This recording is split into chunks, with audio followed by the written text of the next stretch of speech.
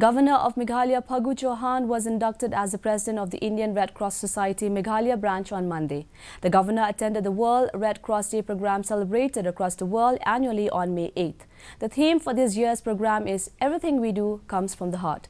Appreciating the service of the Indian Red Cross Society, the governor said that he will extend support to the office of the Meghalaya branch as it is not in good condition.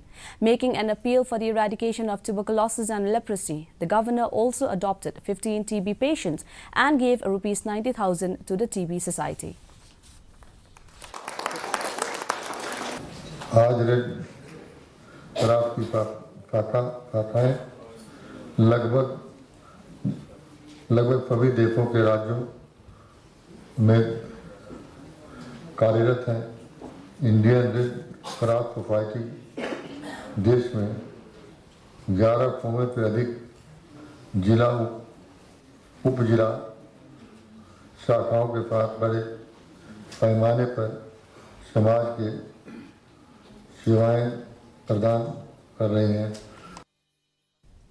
In Rajasthan, 3 women were killed and 3 others were injured